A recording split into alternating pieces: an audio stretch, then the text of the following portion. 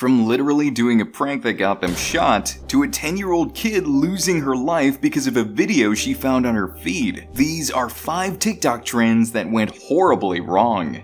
It's the middle of the night, and you hear people pounding on your door, about to break in. And your first thought is not that they are trying to rob you, but that they might kill you. Around 3 a.m. in May of 2025, a 27-year-old man named Tyler Chase Butler was asleep in his house. And then, Tyler jolted awake to the sound of someone hammering on a door. This was loud, repeated, aggressive. The pounding was strong enough that he could feel the walls of the house shaking. Then it came again. Bang, bang, bang! To Tyler, it sounded like several people were outside, either banging on or trying to kick a door in. So without a second thought, he believed someone was trying to break into their house. Tyler got out of bed. Somewhere in the house, his mother was still asleep, unaware of what was happening at the door. He moved through the dark, trying to make sense of the sounds. His father would later say he believed the banging was at a back door, that Tyler thought someone was coming through the yard trying to get inside. Outside, the pounding continued.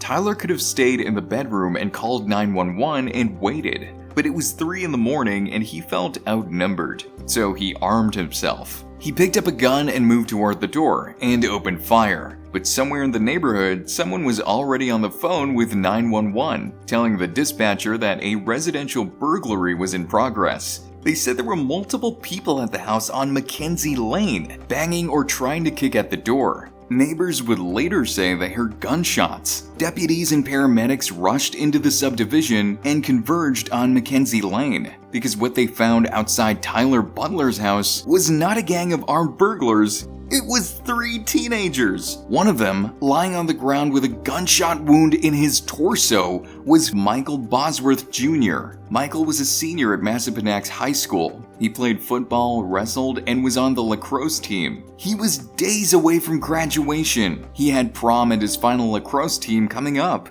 He was taken to the hospital, but he did not survive. Another teen had been grazed by a bullet and treated for minor injuries. The third managed to get away physically unharmed, but none of them expected the night to end with someone getting shot. Because from their point of view, this wasn't a burglary at all. It was just a prank. In interviews with investigators, the 2 surviving teens said that before they ever reached Tyler Butler's house, they had been walking through the subdivision, going door to door in the middle of the night, recording themselves for TikTok, which some of you probably know as a ding-dong ditch prank. Right away, the Spotsylvania County Sheriff's Office treated the 911 call as a possible act of burglary. After several days of investigation, deputies arrested Tyler Chase Butler and charged him with second-degree murder, malicious wounding, and multiple firearm charges connected to the shooting. He's being kept in jail with no bond while the case continues, and his lawyers say he was protecting himself and want to share what they call the full story of that night. Now, going over all the way to India, in October of 2025, a teenage boy walked along the railway line just outside Puri, in the Indian state of Odisha. The boy's name was Vishwajit Sahu. He was 15 years old, and earlier that day he had gone with his mother to the Dakshina Kali temple for darshan, like thousands of other families do, to offer prayers and ask for blessings. But on the way home, as they walked back through the countryside, Vishwajit did not follow his mother all the way into town. At some point, he slipped away towards the tracks. Now at this point, you need to understand that Vishwajit was not out there to travel anywhere. Like a lot of teenagers, he spent a huge amount of time on Instagram Reels and TikTok-style short videos, watching clips of people standing dangerously close to trains. And so now, here he was, alone beside the rail, phone in hand trying to get his own version of that moment. Witnesses would later say he picked a spot frighteningly close to the track, angled his phone so you could see the line stretching behind him, and then started recording while a train approached from his side. The train was moving fast, too fast for anyone that close to be safe. But to Vishwajit, watching through the screen, it must have looked great. The wind in his hair, the massive train rushing past,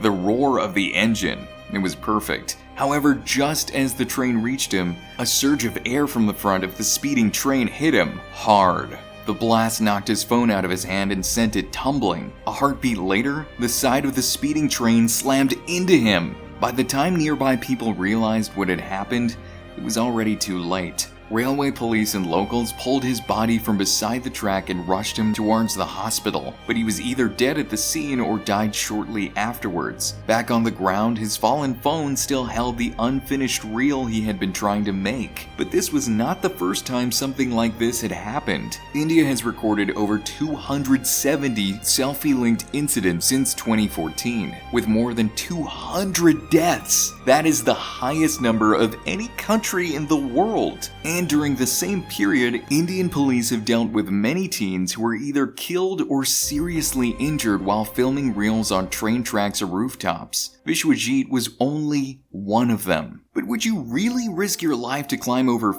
15 meters above the ground just for a shot? Late in the afternoon of August 21st, 2021, a 23-year-old woman named Kubra Dogan walked up the stairs of a 5-story apartment building in the Sultaniye neighborhood of Esenyurt in Istanbul. A few months earlier, she had left her hometown of Midyat in Mardin province and moved to Istanbul, like so many young people do, looking for a different life in the big city. That day, she was visiting relatives and spending her time with her 16-year-old cousin, a girl named Helen.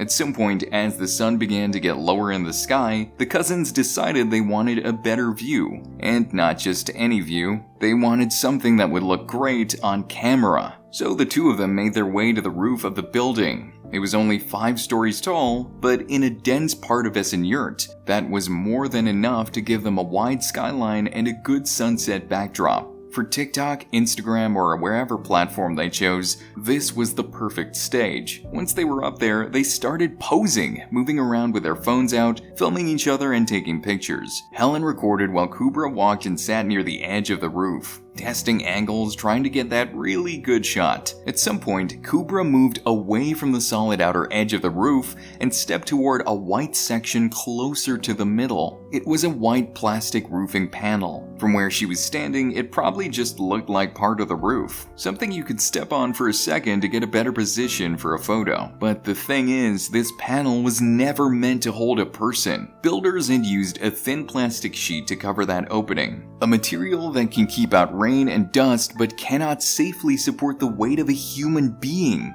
Kubra fell roughly 50 meters down into the narrow apartment shaft, and Helen began screaming for help. Family members rushed up, then back down through the building as they realized she had not fallen off the outer edge to the street, but straight into the gap between the buildings. Emergency services were called and worked their way to the bottom of the shaft, but by the time they reached her, there was nothing they could do. Kubra had died at the scene from the fall. Later, her body was taken back to Midyat in Mardin so her family could bury her in her hometown. In the days after her death, her relatives began to talk about what had happened. Her uncle, Nebi Dogan, said they had warned her repeatedly about risky TikTok videos. But after seeing the roof, he put the blame on the construction. A thin plastic panel had been used to cover a massive drop, something he said was guaranteed to kill anyone who stepped on it. The family later said they planned to take legal action. But what if you get killed by something you didn't think really had any danger at all? In late May of 2025, a 19-year-old woman named Rena K. O'Rourke was at a home in Temple, Arizona, in the same house she had grown up in with her parents. Her family described Rena as energetic, caring, and loyal, someone who lit up every room she walked into. She would tell her dad all the time that she was going to be famous one day, and she meant it. She was chasing that dream on social media, posting, watching trends, trying to figure out the one thing that might finally make her blow up online. Sometime before everything went wrong, Rena and her boyfriend used a delivery app to bring something to the house. It was cheap, it arrived quickly,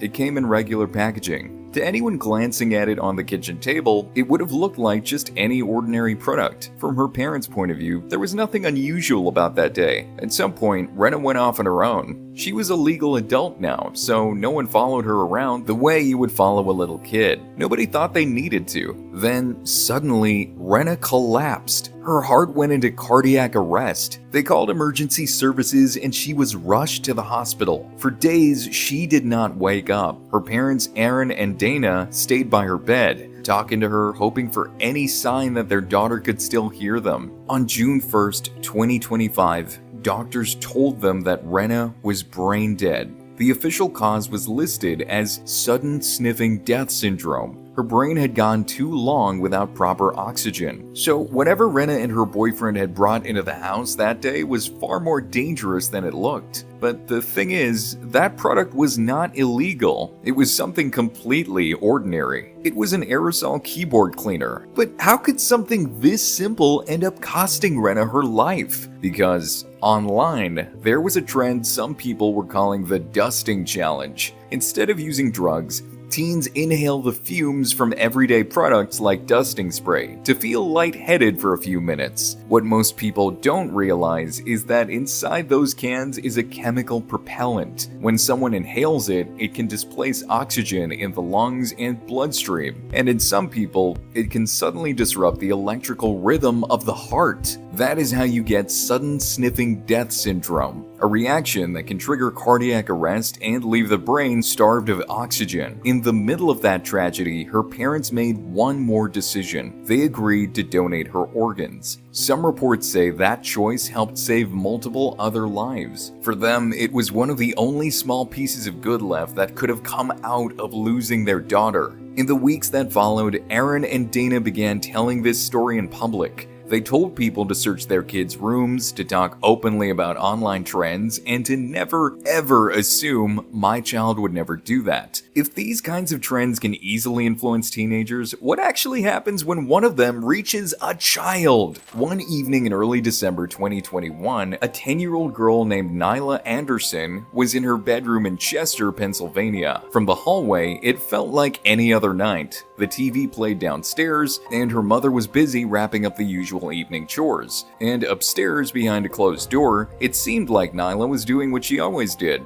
playing on her phone, scrolling, watching TikTok videos. Nyla, by the way, was a bright kid. She loved learning new things, even new languages. By 10, she could already speak 3 of them. She was curious, funny, and full of personality. Now, on December 7, 2021, Nyla went into her room with her phone. Her mother thought nothing of it. It was just another school night. Nyla in her room, safe at home, scrolling TikTok like always. Hours passed. Eventually, someone in the house realized it was too quiet. Too much time had gone by without hearing her voice or the sound of her feet running down the hallway. When they went upstairs and opened the door, they found Nyla unconscious in her bedroom closet. Her family called for help. Paramedics rushed her to the hospital. For several days, her mother stayed by her side, hoping for some tiny sign that her little girl was coming back. But on December 12, 2021, 5 days after she was found,